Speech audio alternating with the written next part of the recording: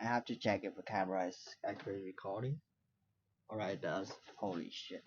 So I here's sorry.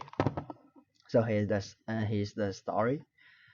I record for like 40 almost 40 minutes, and I am leaving the camera at the um picture mode, so I didn't record any of that. So basically I'm just uh sorry, let me mute this. So basically I'm just recording myself doing the not interview, but it's like a process of the interview where I record a small videos for let me open this one first, where I record a small videos for the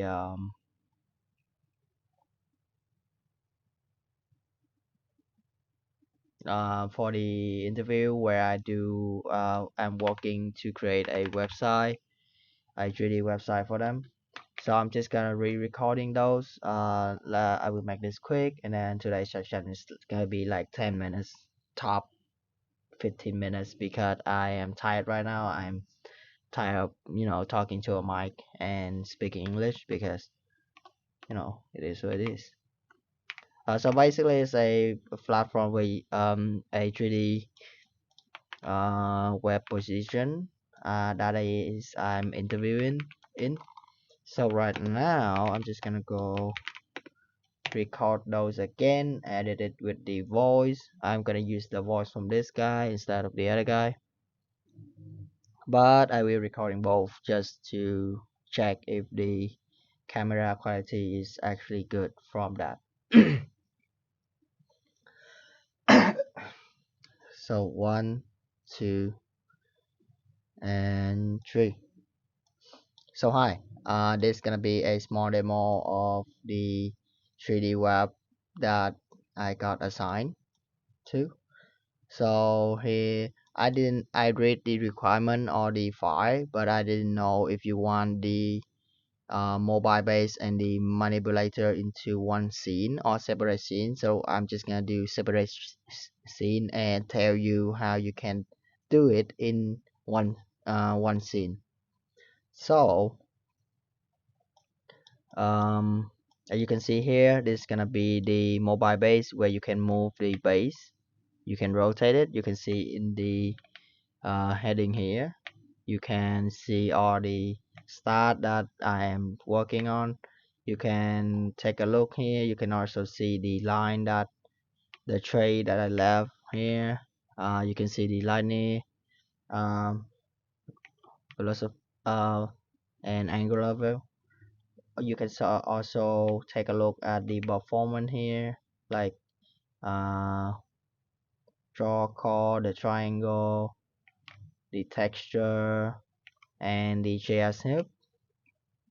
Alright, so let's go straight to the manipulator. You can also combine this, but I happen to work on separate scenes, so the feature is separated. I feel like that is much more easy to work on. Alright, so as you can see here, you can rotate the joint here, and let me check here. Alright, let's zoom in a bit. You can also do it on a separate link like that. Simple straightforward spinning link 4, and then you can see the position of the end effector. But I'm planning to add a feature where you can click on this, you can rotate and change the position, and this joint gonna move accordingly. But with the limited time that I have, I only do the joint moving here, and it require a bit more math and calculation to do the feature where you only move the end effector, and then just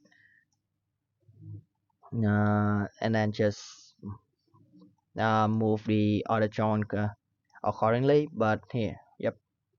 uh and then as I say at the beginning of the videos, you can actually, let me turn off the terminal. You can actually scale this up or combine both scene into one if you want to. Basically, I am doing this one as a uh, from my own experience, where if you want to work with a 3D platform, you should do it as a um, OOP way, so object oriented programming. So basically, I create a base for the web here is which is the entity 3D, where you have everything you need for the 3D aspect of the web for the 3D feature. Everything like you want to add a child, you need to declare a method for that. If you want to remove a child, you need to declare a method for that too. Update, dispose, everything like that. You define it all in the class. So when you manage it, you don't have to import separate in a multiple way, or you can inherit all the attribute to use it in your web applications. So as I said before, you we having the mobile base and manipulator, right? So I also have the mobile entity and the manipulator entity. Of course, we're gonna inherit all of the attribute from the entity 3D, our base, our scene, and then we can add our child, our extra method, like if we want the mobile base to move, set intent, set um, uh, um, velocity, everything like that. You just define it in a class, and then you can use it in your instance.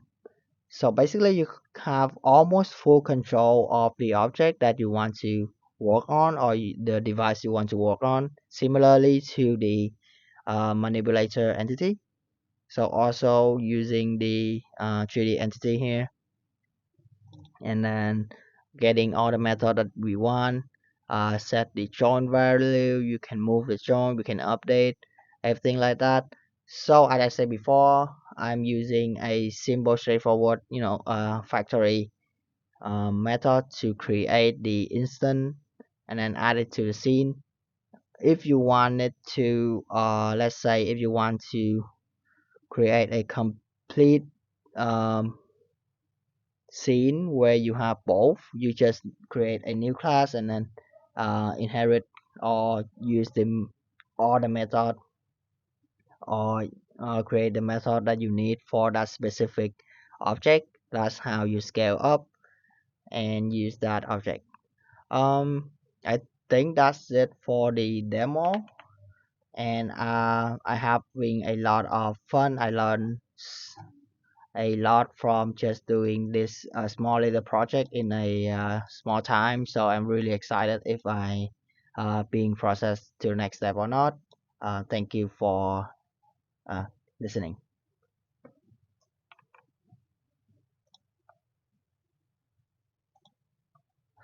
All right, I think that's it. I think that's it for the Did I put the mic up? Yeah, I did put the mic up. Good, nice. Uh, all right.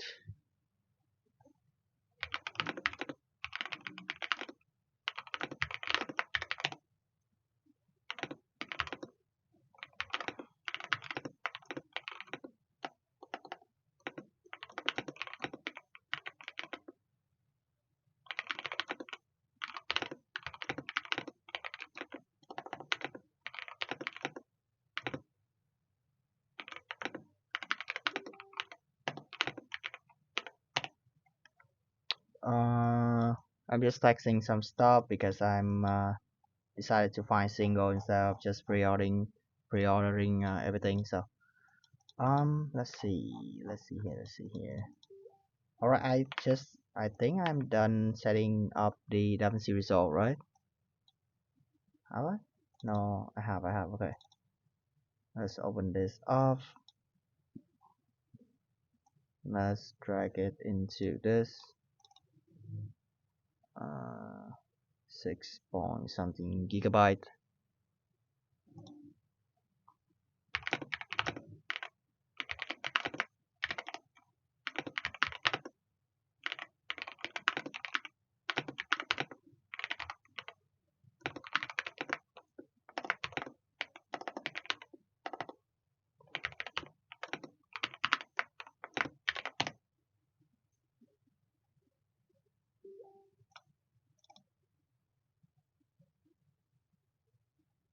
The fuck? Alright, alright, alright.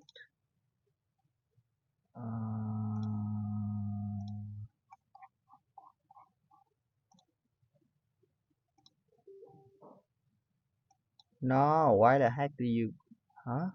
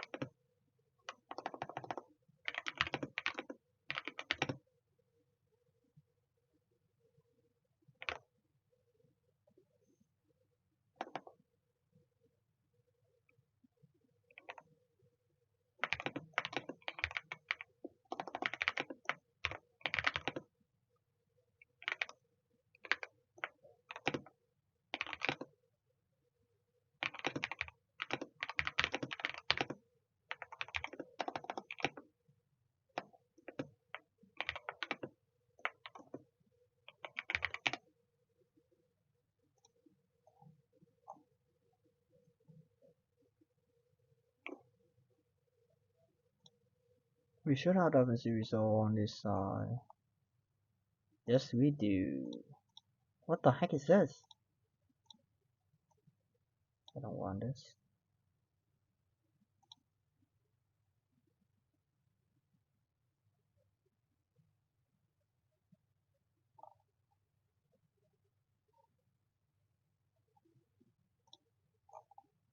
What is this?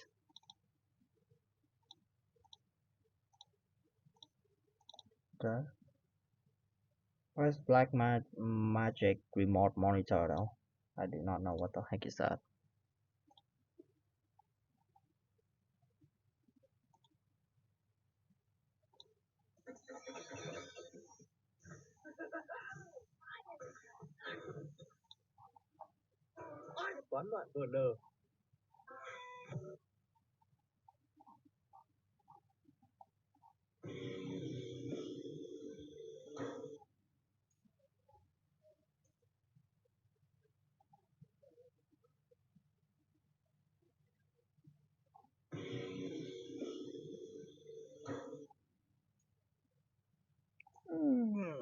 That's gonna be hard. What is this? Yeah, I'm just gonna skip everything. So that's the result 21, which is doesn't look great.